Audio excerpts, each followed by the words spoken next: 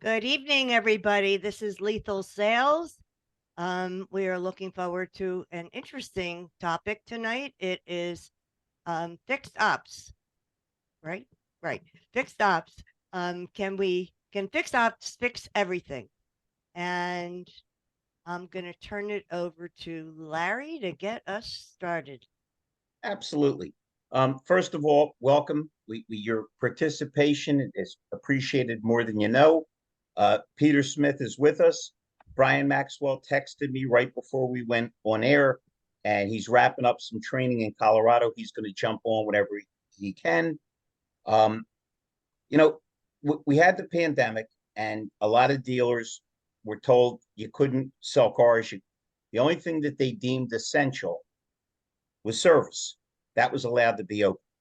Well, I guess my question is if even the government screwed up as they are, deem it essential, and if I mean everybody knows the term penetration, the idea is to see how much of your costs you can get covered through service, so everything up front is a profit.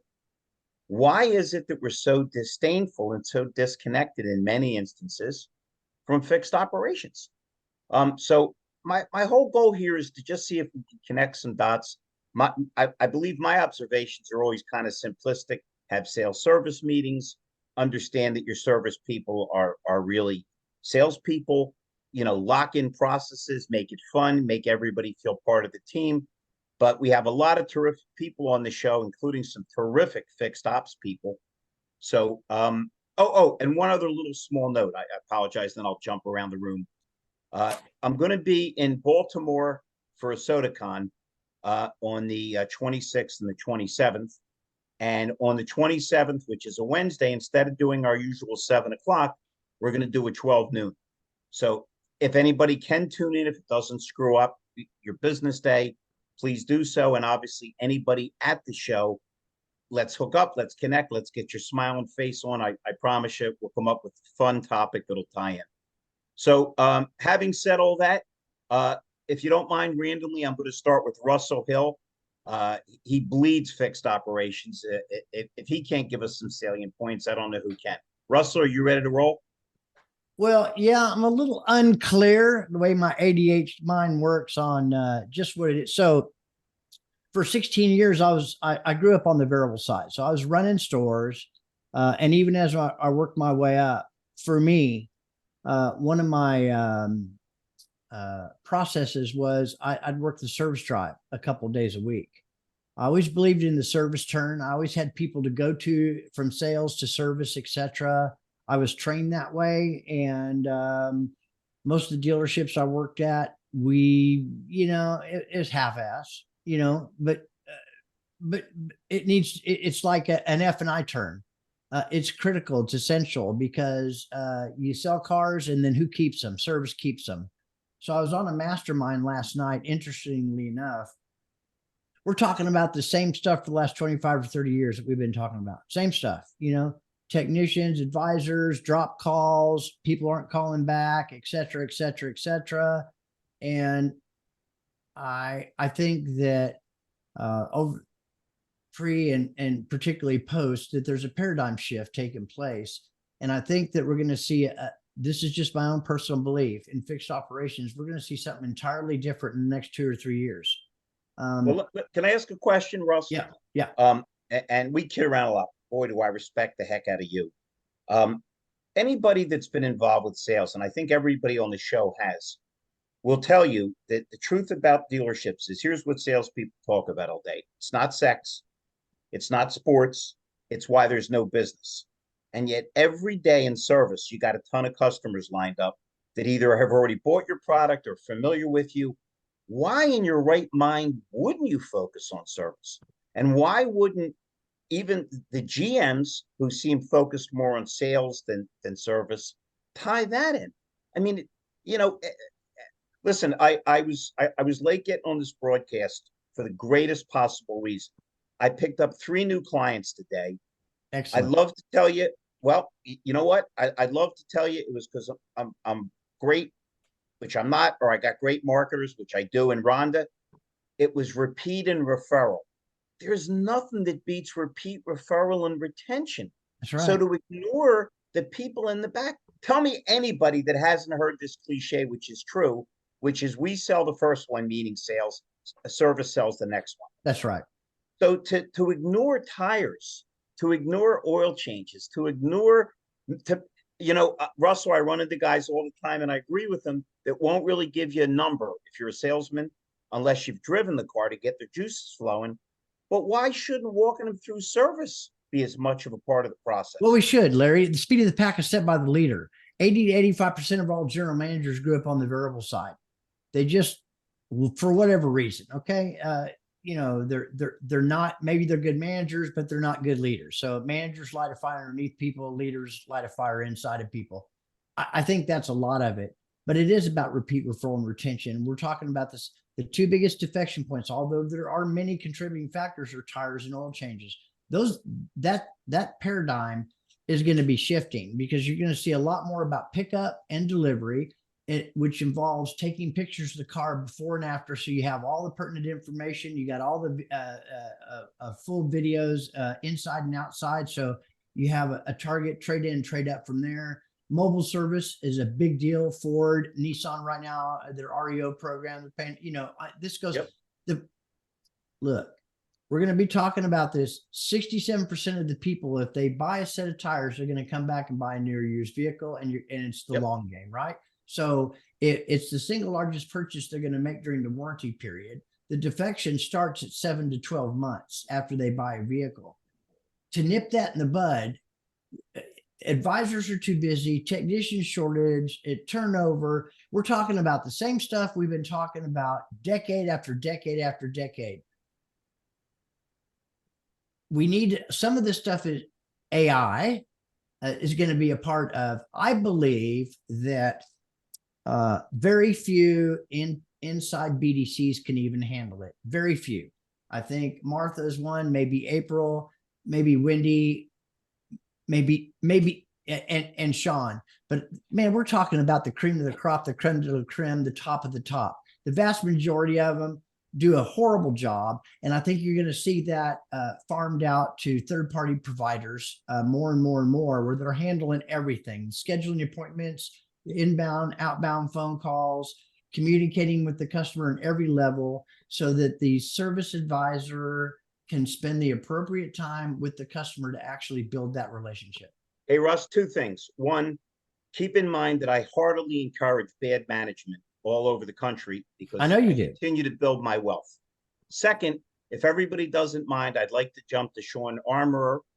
Shawn has to get back to the halfway house, and that also means recrossing the border, which could be a problem. For anybody that doesn't know, Shawn Armorer, besides being a BDC guy, we're close to the Jewish holiday, so I'm going to use a Jewish word. He's a mensch, and he posted a picture of his son and me, and I got to tell you, Russell, we always talk about win-win, and it's usually I win, you lose, or we both lose. His kid is so smart and so charming, and it was such a pleasure, and I was so touched that Shawn flew across the damn country to hang with me. So just so everybody knows my plans and ambitions, other than complete world domination, I'm going to attempt to do some long-term follow-up training with Peter Smith, because you can tell he's a hockey player. He's dogged. He stays with it. And I'm also going to attempt to do some training for a couple of days where I go in with Shawn Armorer, because he's one of the sharpest BDC guys you'll ever find. And there's a reason you never see Grant Cardone and Tony Robbins in the same room as me. They're scared to death. That's all I have to say, in my own humble opinion. Absolutely. Mr. Armorer, please speak up. That was a hell of a good build-up. This better really make some sense, brother, because I can always jump to Wendy Reeves, okay? Nice hat, Mike. Sleeping with Santa Claus, that's always a clean win.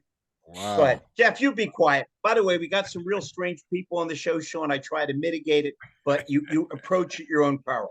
Go ahead. Well, Larry, wow. What can I say except for Shana Tova, right? Whoa. For anybody that doesn't understand, that was a Jewish expression. So we have a Jewish half-black Canadian. That means he won't drive an EV, He'll show it to you to impress you with his wealth. We got you all figured out, Armo. Listen, What he's thinking is, you've been bugging me to come on the show for 3 months, and now you're torturing me. Welcome to my Sean, world. Sean, you better bring it, brother. You better bring it. apparently, I mean, wow. Whoa! You got Russell Hill, who's like Mr. Rogers, going, put up or shut up, Canadian. Go ahead. Well, hello. Hey, what's up, Peter? I haven't seen you in a while. Brooke, when you get on, she's fire. Everybody else, Mr. Latka, I think I've seen you before for sure. Everybody else, hello. Real quick, my name is Shawn. I'm in Montreal, Canada, going on 22 years in the business. I love. Wait a minute. Slow down. John Ellis is here. One of my best buddies. I'm tied in with him on BEV. John, if you wouldn't mind, since we can see you, it's not Clubhouse. Would you plug something in? Because I know everybody gets excited when you talk electricity. Anything, a lamp, anything you want. I'm sorry, go ahead. And stop interrupting Sean. He's on. Well, Larry, you were saying that about John Ellis before he got on here. Yeah. What the hell, man? John Ellis, John Ellis just won the Olympia, man. So it's scarier than you think. Because I went to Durran Cage's house, and he's got a picture of John with a Speedo up on his wall. Then the whole BEV thing is out of control. Go ahead, Sean. I don't know why these guys keep interrupting. Good to see you, Mr. Ellis. Go ahead, my buddy. Thank Go you. ahead, Sean. Sean, please. Am I going, or did John Yeah, just use Larry, my come on, I brother. wouldn't do that to you. Russell, I'm trying to break my own record. I've destabilized my own show. 15 Total minutes in. chaos. Sean, go ahead, please. Yeah. Okay. Cool. So again, real quick. 21 years in the business. Literally started off like everybody else. I got into this by accident. Graduated in fashion marketing at Concordia University. Wanted to work for Tom Ford, etc. And in university they tell you to aim for the stars, right? So I'm coming out of there. I'm all like, yes, I just finished university. I have this whole career in front of me. Little did I know, like, holy shit, were they wrong, right? So as the time was going by, and wait a minute. These guys don't all know you. The guy went from trying to be a clothes designer to an MMA fighter. Tom Kline, we don't talk about that. There's We don't not talk enough about psychiatry help for this young fella. Go ahead. We don't talk about the MMA part, but that's another show. So I'm leading into this. The whole idea for me is the, how can I even say this? The whole idea for me is, like, I love the way clothes make people feel. I love the way, like, Russ picked those glasses for a reason. Peter Smith's wearing Ferrari because it represents something. So clothing, to me, the emotional connection between clothing and people and how it makes people feel. I'm a feeler, right? So when I couldn't find work in my field, I lived alone, and I'm like, shit, I need to pay the bills. Wait a minute, Sean. Could someone mute Larry somehow? I know, right? I'm Larry, unmutable. come on, brother. Chaos. The feeler thing, is that what got you in trouble? Larry, I'm not even at the crescendo right now. Like, just at least wait till I'm at the crescendo. So hurry up. Brooke is I'm ready, going fast. and I'm she's almost into done. Facts, not feelings. I'm trying to hurry up. I'm almost done. So basically, yeah. So then I got my first job washing cars, basically. And it was for one of the larger groups here in Montreal, Spinelli Group. They're actually celebrating 110 years in the business this year. The reason why I'm saying that is because there was no better university when we're talking about a dealer group that's so rich in tradition in the community. So I'm saying all this because I was supposed to wash cars for 3 months, 4 months. So I'm like, okay, whatever. I'm gonna go wash cars, but you know what? I'm very competitive. I'm gonna be the best damn washer that they've ever seen. And as a matter of fact, I think they shipped me out of washing, and I call it a promotion to shuttle driver. They shipped me out of washing because I'm like, why do we use this soap? And this soap leaves streaks. And why do we use these chamois? Because I'm washing this car for an hour, and every time I use the fucking chamois, it leaves all those little, those little things behind. And it was just like this, somebody's Toyota. It was a Toyota. So I'm like, somebody's Toyota is somebody's Porsche. So I'm going to wash the shit out of this thing. For sure, I'm going to put everything I have into it. So this whole, and this is 2001, 2002. So this whole guest experience, customer experience that everybody's talking about now, it was just something that was innate inside of me, I believe, at the beginning. So what happened later on is specifically this subject. The number one problem has always been the handoff between sales and service. Always. I mean, I don't know about you guys, but for the last 21 years, for sure. So there's a saying in here in Canada, I hope in the States too, but there's a saying here in Canada that sales creates customers and service keeps them. Very true. Right? But somewhere in the middle, there's the fucking breakdown. So later Hey, on, hey, listen, Sean, Rhonda has a swear jar. And when you Oh, do, okay, keep yeah, in but I'm mind, we don't wanna Canadian. hear Canadian. it's either I swear or I go, eh? So Yeah. it's up Listen, to you. Listen, everybody on this damn show, I bet, can relate to my good and great friend Sean, because we've all gotten into it by accident. Over the right shoulder of my good and great friend Russell Hill, there's a picture of the great John Lennon. I know Yeah. McCartney sang higher, but Lennon's my favorite. And he had a great line post Beatle career: life is what happens while you're busy making other plans. If That's you right. guys don't mind, we have a guy named Mikael on, who's tied in with one of my favorite people, Troy. He can only be on it for another minute or two. Let me grab him, Go, go, go, go, go. and then let me grab Brooke, because Brooke is allergic to not having a podcast every 11 minutes. So I want to let her jump off so she can interview some other people not named Larry, John, Ellis, or Sean. Go ahead, Mikael. And this better be good, man. You're That's following Michael. a deranged Canadian. That's Michael. He tricked us with Excuse the me. spelling. It's my damn I- show. I If I want to treat- call him Floyd, it's okay. I'm the one wearing the funny hat. Go ahead. As Michael. long as you don't call me Gorbachev, we're okay to go, man. So Yeah. that Brother, works brother, for me. the only leaders we make fun of here are Biden and Trudeau. This is an American-Canadian show. Very nice. I love it. Well, thanks for having me on. I'm here to talk a little bit about what I think we're all saying, right? The key to service, the key to support, the key to everything here is relationship marketing. And what Troy and I are doing with Marketing Intel Solutions with our product called Connecting With is providing that. So imagine you're a dealer, you started this business, you went through the difficulties of the years of hard work it took to build up the dealership and the business. People want to know that story, and people want to know about the story of what you're doing outside of the dealership, because it's not just about selling cars, right? What are you doing as the dealer principal, and what are you as the staff member working for the dealership doing to help community development? Let's be honest. Selling cars is not about selling cars. It's about improving people's lives. It's about economic development. It's about making people's dreams come true, not just from the car you're driving, but just when you think about it, you have an individual who comes in with no credit, and this may apply to BHPH, but you have an individual who's working towards a model to help out with their economic situation. Not just from, can I build up my credit, but I need that car to get from point A to point B, and then to build my life. So Connecting With does just that. What we do is we capture those stories, we talk about it, we build the reputation and the relationship between the potential customer with the dealership.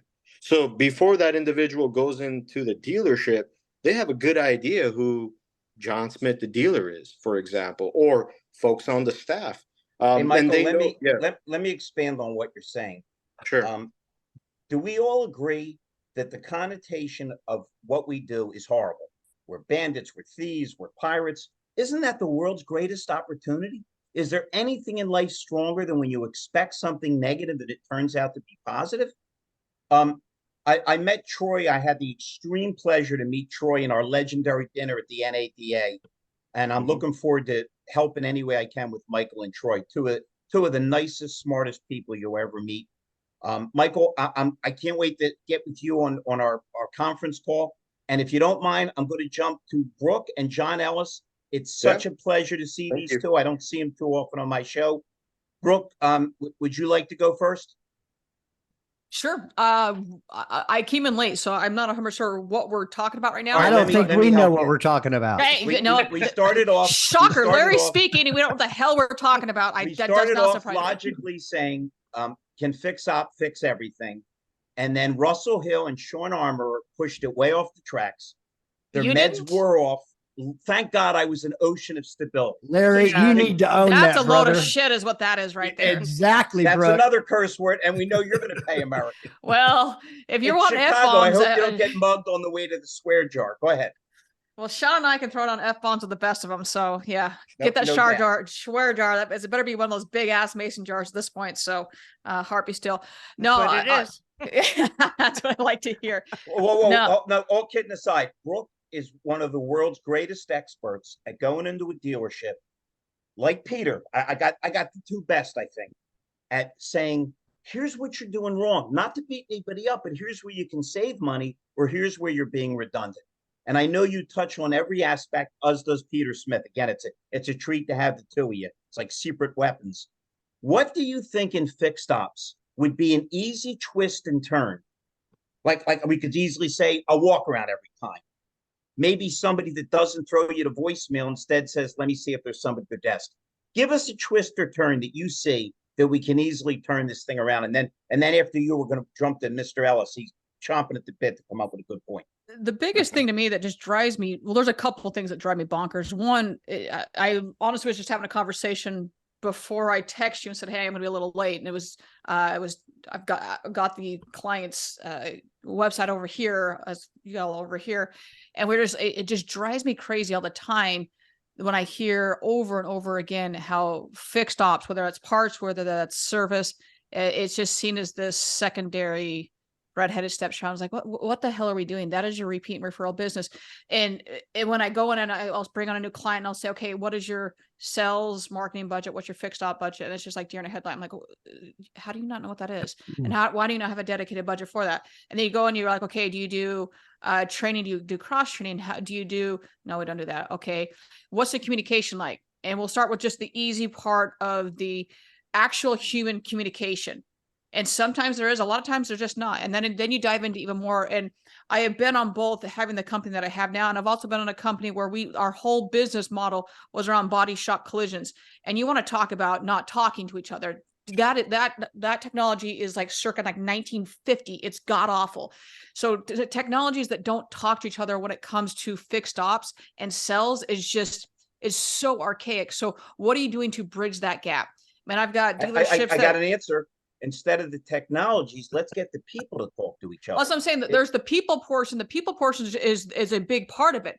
But even when you have people talking, you still have technologies that don't talk to each other. So you can still have people talking, but when you don't have these technologies, they're like, okay, so they came in.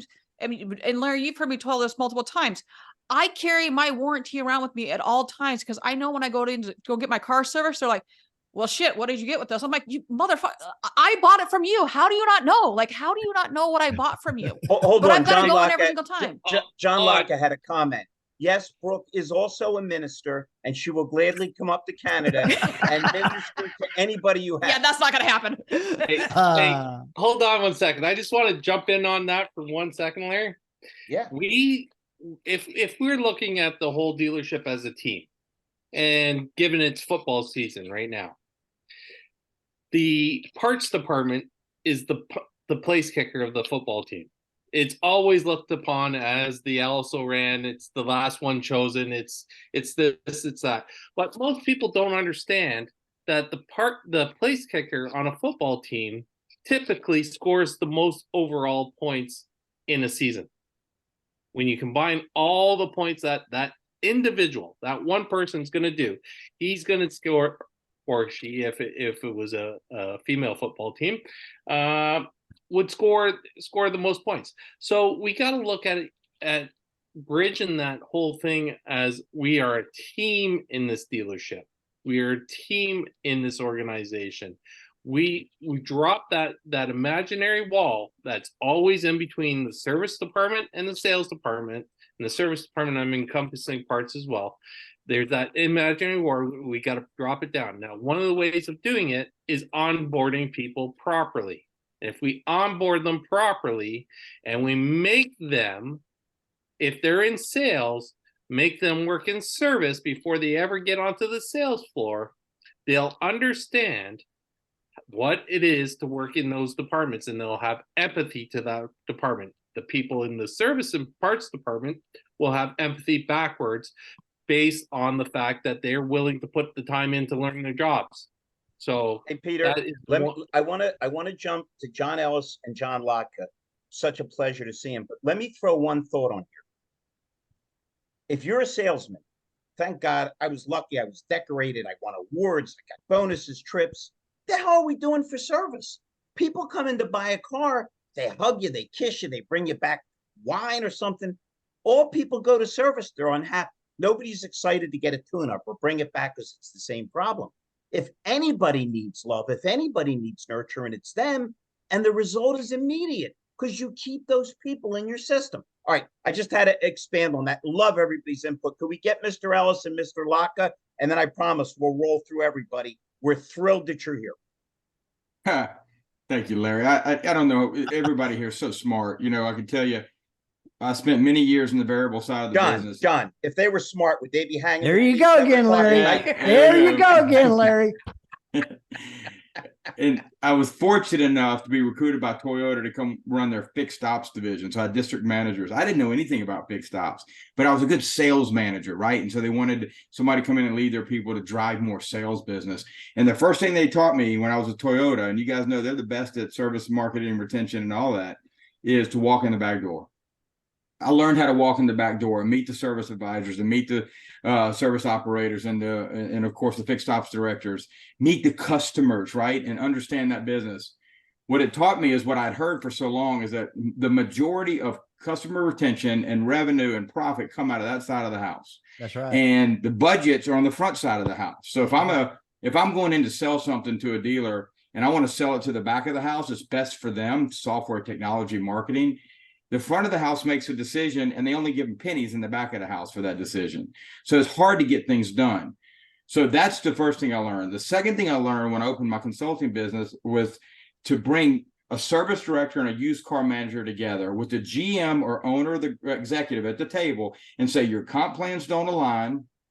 You're using each other to become profitable instead of working together. You use car manager filling bay utilization problems up, getting labor hours back up. We're don't discount labor and parts, just don't overinflate it, right? And then you're going to help him do more. And service director, you're going to bring more cars back to the front line. And guess what? Y'all are both making more money. And when you build that plan and they both see it, and then they start talking together, the communication goes, wait a minute. Okay, we're not enemies. I can actually make money by helping you, and you can make more money by helping me. It changes everything. Not because they forget it when you leave, right? But you have to go back over and over again and reinforce it. But it's a symbiotic relationship that we don't address. So there's finances, and then the competition with comp plans, and those two things I think are our biggest Achilles heel in variable versus fixed. John, I love that. Well Mr. said, John. Latka, what are your thoughts, my good and great friend? Well, listen, one of the things I learned when I got into sales was there was a disconnect between the variable and fixed ops. People hated each other. They didn't want to talk to each other. This is in the late 70s. When I got into management, one of the things I decided was I wasn't going to let that happen in any store where I had a managerial role. So I can tell you that one of the first things I did if I started at a dealership in the sales department, whether it was as a GSM, a sales manager, or GM, one of the things I wanted to do was ensure that we had clear communications, that we worked with one another, and we actually celebrated successes together. I can tell you back in 1980, at Mississauga Honda, the first time we delivered 100 new units, we had a celebration that included everyone, except the dealer principal. We sent him home, but everybody else celebrated together. Service, parts, mechanics, detailers, accounting, everybody celebrated together. And that's the sort of thing that I brought to different dealerships where I had the opportunity to play a managerial role. And of course, since having my business now for 23 years, it's something that I try to bring to the table when I'm working with dealer clients. Let's work together. Right? I love it. Hey, John, well said. I'm going to jump to Wendy, but if anybody will stay on the broadcast after 8, we're going to get John Latka drunk and make him pronounce Mississauga again. I can even spell it, Larry. Mississagua. So I'm going to say something. But that's only the city, John. That's not the Indian tribe. Hey, Peter, you don't hear me interrupting, do you? Go ahead, Wendy. So I'm going to say something very timely and relevant. And Shawn and I were talking about this on the phone this morning, last night. I don't know, one day blends into another. But, it's really hard for us to get into a dealership. Like you said, the GM makes all the decisions. So it's hard for them to realize the pain points and to empathize with service on how they need dollars to be able to turn around whatever's not working in their department. As Brooke said in the chat, if I read it right, 83% of customers that are driven by the marketing that's paid for by sales want service, but there's like a 77% drop rate in service inbound, right? So Shawn and I were talking about the importance. If you want to get to the GM, you got to kind of make them realize, because they're typically thinking only about the variable side. So everybody works when a BDC is broken. Everybody works on the sales side.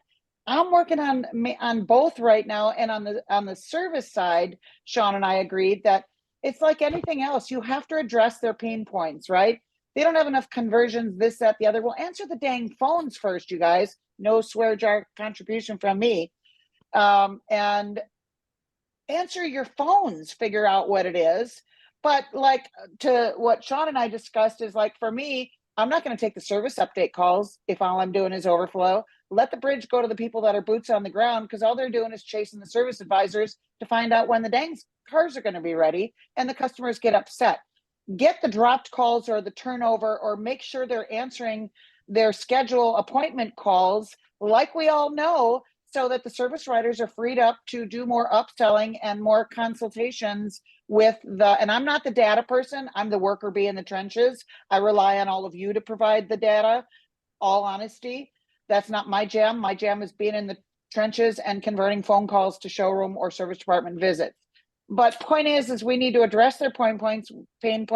We need to make the general manager aware, because all they typically will do is they'll be trying to address a problem that one of their managers said, but they either don't get all the information, or they don't follow through later on the trickle down to make sure whatever they're paying for is implemented and is successful. And that's all I got, because you got a lot of people that got to speak yet. We got Tom Kline, who is the best compliance guy in the United States, and we got Durran Cage. I want to officially announce, as far as Durran, and the pictures you see with me, him, and John Ellis, John and I are scrunching down to make Durran look taller. He's very insecure about his height. I just wanted to say that, Durran. While you mull that over, let's go to Tom Kline. Tom, can fix ops fix everything? Can fix ops fix everything? No. How can fix ops improve?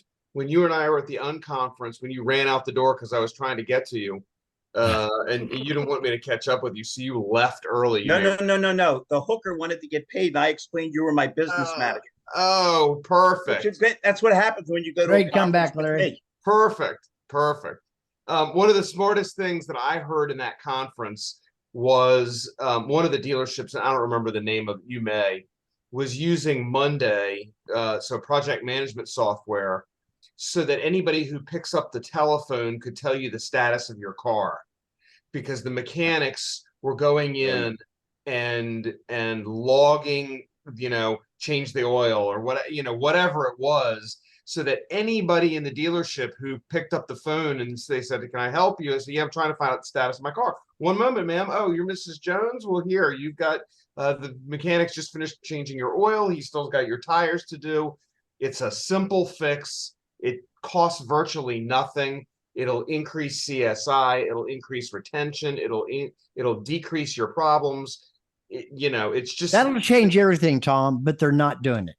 Yeah. Well, I agree with you. But it's easy. It's an easy fix, and it takes the technician 2 minutes to update it.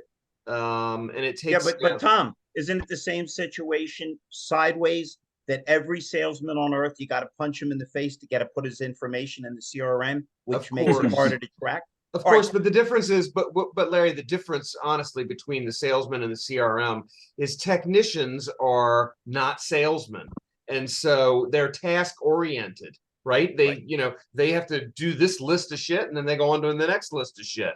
And so you're just adding one more piece to the list of shit, honestly. And so I don't think that was 3 shits. You got to stop hanging with Brooke Furniss. This language is getting out of control. When I see All you right. when I see you in 2 weeks, you could buy me a drink and we'll call it even. Not a problem. All right, Mike, we got another. I'll tell you, we are overflowing with BDC excellence. You got Shawn Armorer, Wendy Reeves, and Durran Cage. There's not three better people on the planet, and that's no disrespect to April or Martha. They're on the level. Durran, what do you think, my buddy? You're touching every department. What can fixed ops do? I like sales service meetings. Tom likes an update that lets people know the status. What thoughts do you have, my friend? Now I can tell you this, Larry, Duran's in the airport. There he is. All right, I just talked to him. He was in the airport. Go, buddy. Okay, I'm gonna give you two real quick because my phone's about to die. One, I like fixed ops for branding and what you can do with social media if you can get them to adopt like how-to videos and branding and drive. Boom. Boom. They're Oh, winning his awesome. phone. Yeah, I can tell you one of the things about the GM. I'll say in Duran's spot, Wendy. I thought you had a great point. GMs are they're so secondary in nature to what's important in fixed ops. Right now, PVR is low. Front end gross is just in a mess, and it's getting ready to get worse.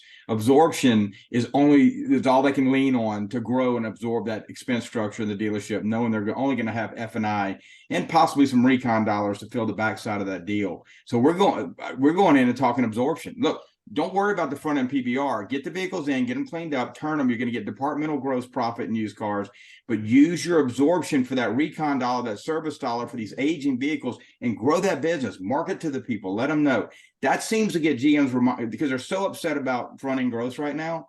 They've got to offset it with something. So make it absorption. Right? John, Why not do how that? you ever going to get front end gross or any gross if you lose the customers and you never get them back into the dealership? Hey, we're so glad to have everybody here. Let's talk to Jeff Scherer and William Granada and Mike Larkin in that order, and then we'll jump to my buddy Harry Willner. Thanks. Jeff, what do you think, my buddy?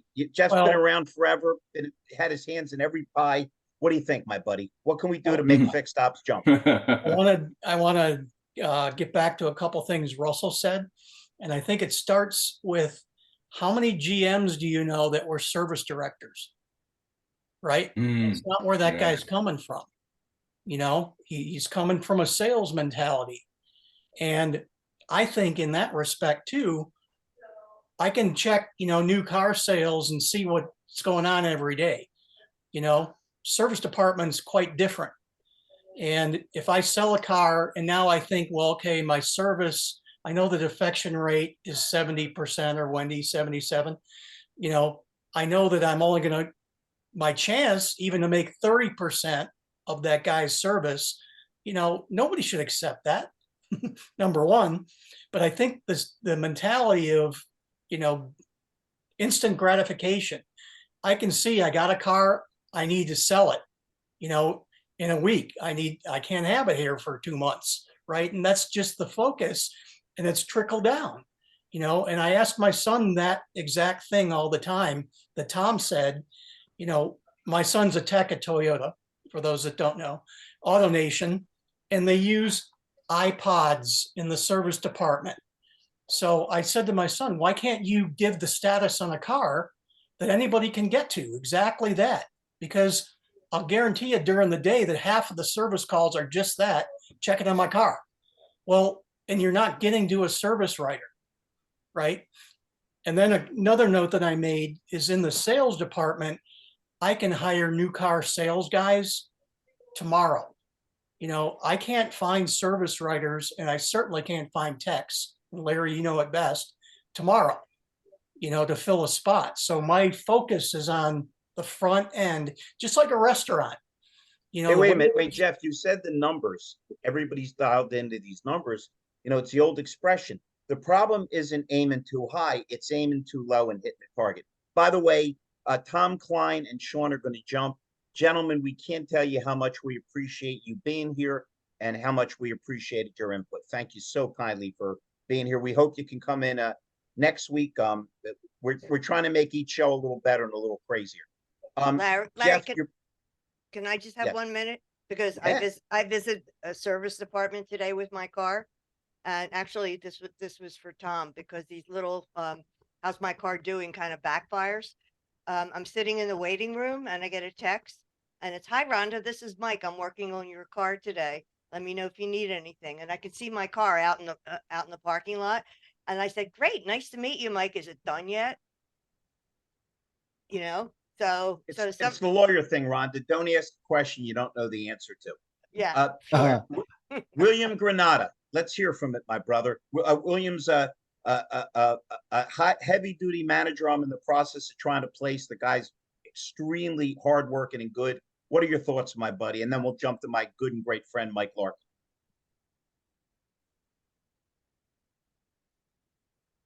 It's that little red mute button.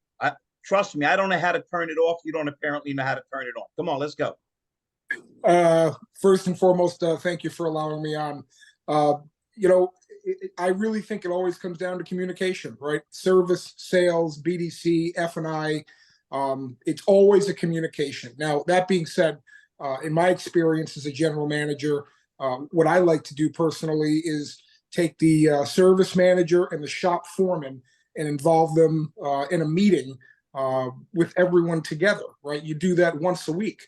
And when you do that, it allows the flow of communication relative to, what is your service advisor experiencing on a day-to-day basis relative to what the foreman has to do. And everything else encompasses it. At the end of the day, if we could all effectively learn to communicate, even in forums like this, at a higher level, which is the opportunity that you give us to do, Larry, and to put things on the table, then you're going to see success. And any time that there's ever any failure, at least in my travels and experiences, has always been communication. If you can communicate accordingly through your departments, that's where there's going to be a fix. If you don't have that, it's going to be the same merry-go-round. It doesn't change. William, I tell him everywhere I go to train, it's not about talking, it's about listening. If you don't understand and empathize with the other person, what you're going to accomplish is zero, maybe less than zero. I don't want to neglect my friend, Mike Larkin. He's been very patient, Mike. And then you know what, Mike, let's double back to Wendy. I can see like thought bubbles bubbling up over her head. Mike, what do you got? And they're full of knowledge. Yes, they are.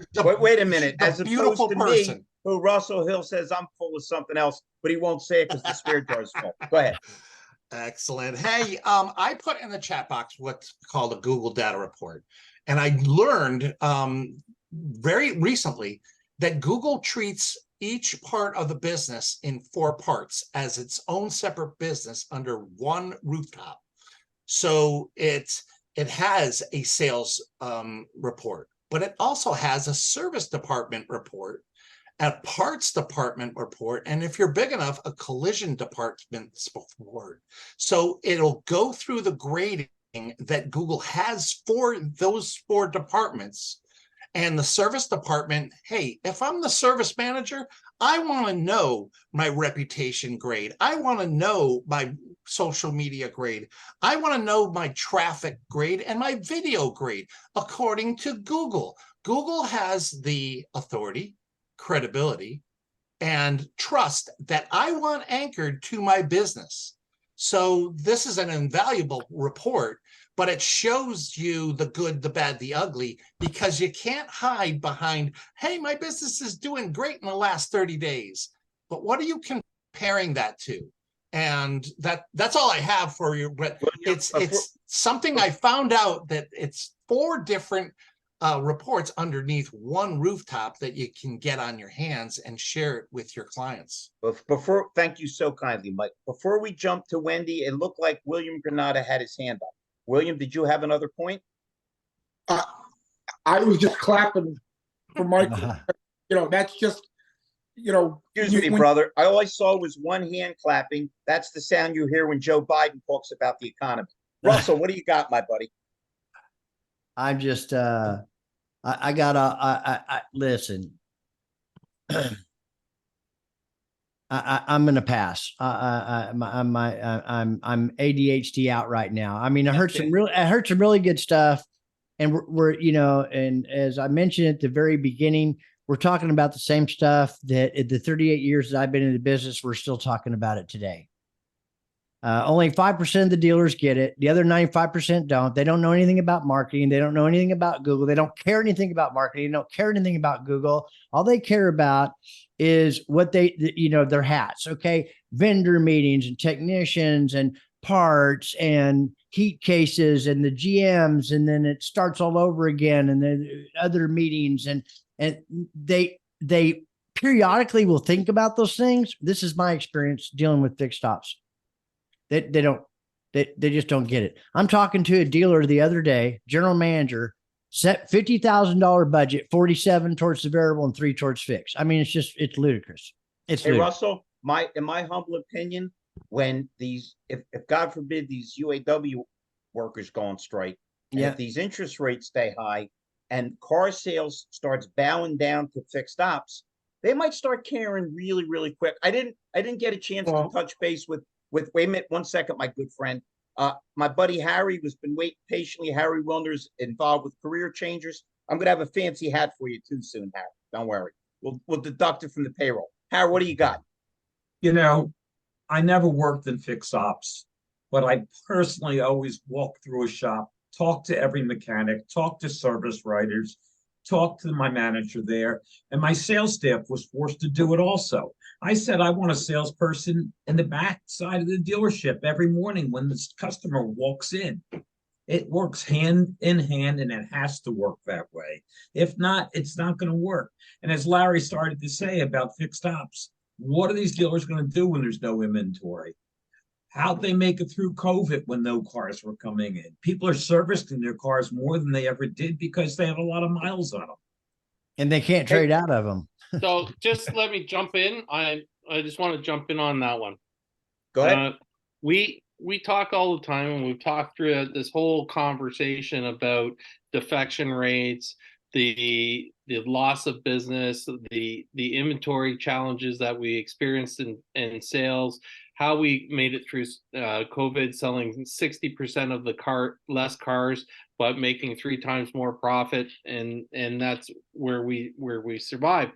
But moving forward, we're coming up to what I call the perfect storm. Everything that we've done in the last 3 years is coming back in riptides from every single direction, and it's going to hit the dealerships all at once. Yep. The economy's in the toilet. The interest rates are too high. The inventories are going to be falling yet again because of chip shortages, battery shortages, this. You're just looking at a giant, and I'm going to use the word that hasn't been used tonight, a giant clusterfuck. It's going to be just absolutely horrific.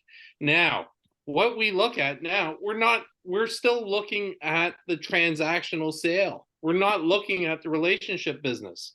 It's the relationship business that's going to get us through this. It's going to be understanding that relationship, that how long we have to have that customer until that customer actually pays off the rent on the vehicle that they bought originally. Because I'm going to tell you, selling a car for $4,000 GP isn't paying the rent on a building or a service department or anything.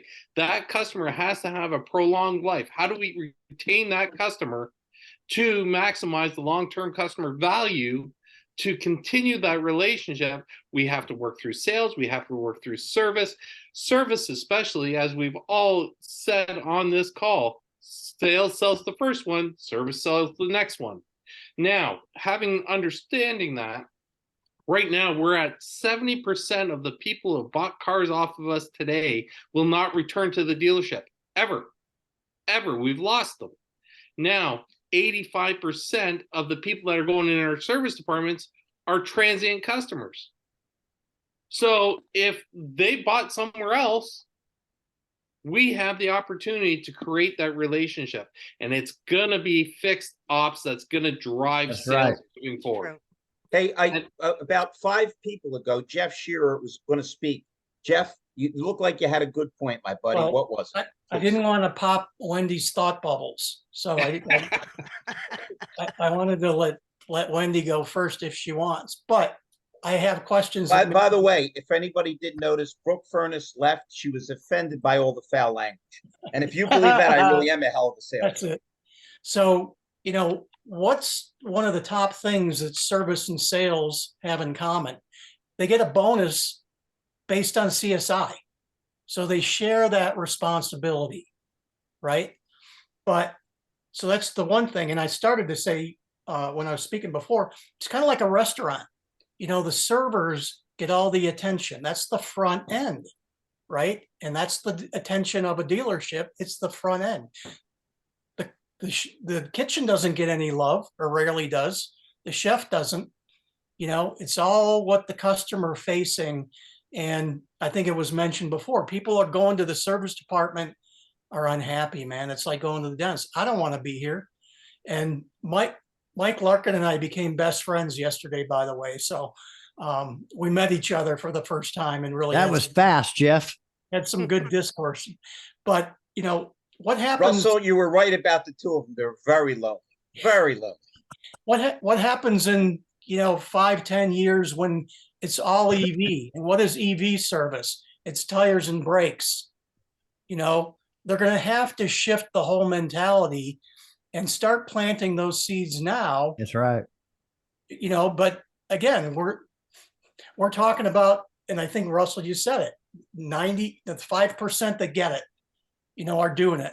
Every dealership doesn't have an Ed Roberts, to make sure that service is front and center. Right. Hey, would you mind if I jump next to John Ellis? I'm always trying to get him on. He's always busy with stuff. John, what other words of wisdom do you have for us? We're drawn towards the end, buddy, and I love seeing it.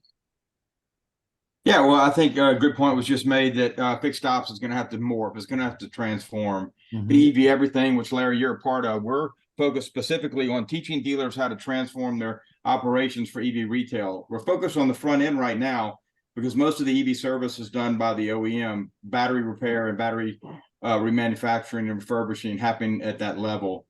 Maybe a little battery swapping at the dealer level, but mostly it's the larger class 6 through class 8 dealers that are doing that.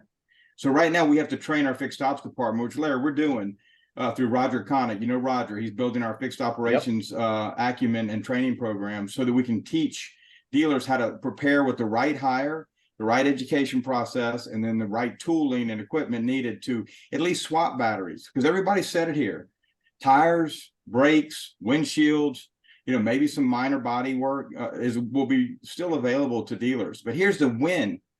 EVs are such they're not a commodity like an ICE engine anymore. Not any mechanic can work on them. That's right. And they're very specialized, both software and of course the high voltage powertrain.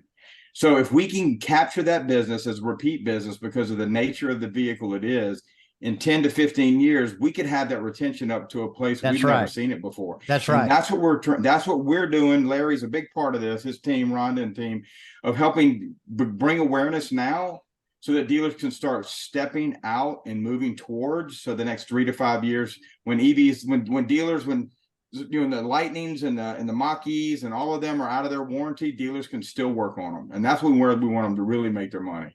So yeah, I'm glad you asked me, Larry, because when I heard electric vehicle, it's where you and I are focused today. And I think the future for our business. Yeah, I want to say something about what John said, Please, Larry. Russell. So, please. For every franchise dealer, there's 16 non-franchise entities that we've sent all of our customers to, right? For the last 30 years. What John said is a pivotal time right now where we can take that back and turn that around before we lost it all. And of course, I don't think that's going to happen. We're going to do it, but it's not tomorrow. It's not next week. It is today. We have to start thinking that way today, because those people that have electric vehicles also have a couple of ICE vehicles too. And they're coming into the service department. And if we handle it just right, we're going to own them. That 70% defection rate will turn out to be 20%. I found a book by Jack Welch, who for many years was considered the sharpest guy in business. I think the only corporation that was bigger than General Electric in the country was General Motors.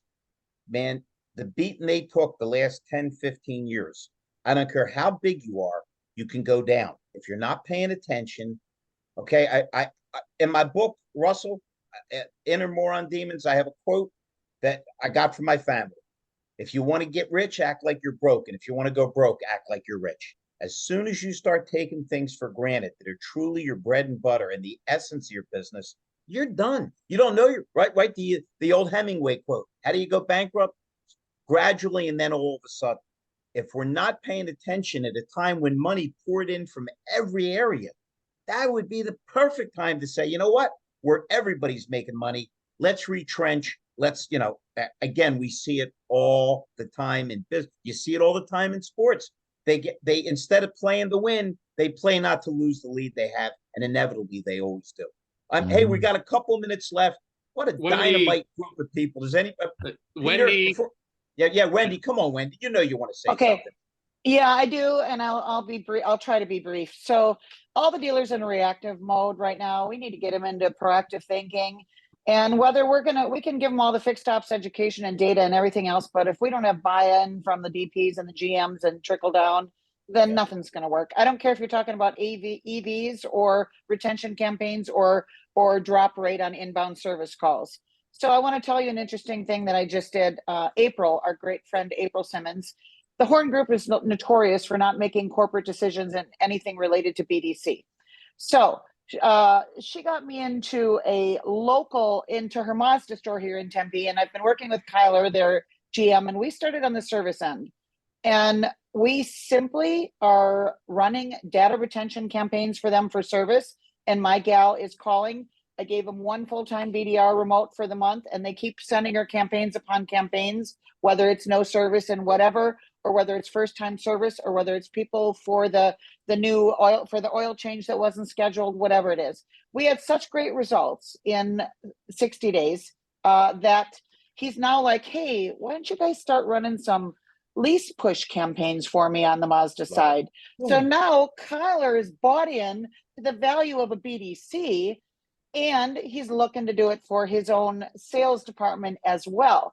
And then he's like, but I want to share also that he's like, hey, we're kind of low on the CSI end. Can you make a couple of calls this last week of the month so we can push CSI scores? Why are we reacting to lack of? Why are we not proactive calling all of them? Right. So the value, and if you don't want an Insight BDC, call me. I'll give you one for $12 an hour. But the point is we provide solutions, but I don't care how good our solution is. If there's no buy-in at the top, nothing's going to work. That's all I got. I think what we need sometimes are electric cattle prods. Maybe that'll get the attention. The other thing is a dealer waits to the end of the month to start worrying. Yeah. The last 4 days of the month is a little late. Never day one. Yeah, a lot of those dealers, yeah, a lot of those dealers that somebody's mentioned earlier have status, right? They think their blank doesn't stink, but now I have an acronym for status, and that's still too arrogant to understand success. They don't understand. They just don't get it. Can I make one really quick last point? So sure. The other one is, so if you have a big group you're trying to get into, right, and it's really hard getting past the corporate gatekeeper or whatever, start with one small store that's struggling, and we show results in there. It's going to be an easy buy-in from corporate. They just get so big and want consistency across the stores. When I was in Milwaukee, before I went independent, I left the Amato Automotive Group that I was with for on and off for 30 years. The large corporations would hire me to turn around a failing store, and they would say, okay, you took care of the department, you got a process going, now we're going to kick it back up to corporate, but you can stay on as an agent if you want. And after about 3 times in the Milwaukee area, I'm like, screw that, I'm going out to help tons more dealers, and that's why I'm independent. But yeah, we just got to find a place to get in and make a difference. Wendy, you are so awesome and amazing. I love you. You're awesome. So do you see what's going on here? We have a double date with Russell Hill and Wendy, and Jeff is stuck with Mike Larkin. Boy, sometimes life is not fair. Woo, hey guys, that's what I'm talking about, baby. Hey guys, as usual, a fun show. I can't thank every one of you enough for your participation. And thank you so kindly. I promise next week we're going to be even more energized. And then the week after that at 12 noon, we're going to tear up a SodaCon. I thank every one of you. We appreciate your input so much. You can't even imagine. Thank you all. Stay healthy. I'll talk to you all soon. and hopefully I'll see a lot of you at SodaCon. Yeah. Good night, Excellent. all. Take care. Thanks, Rhonda. Thank you. Thank you. Awesome show as usual. Thank you.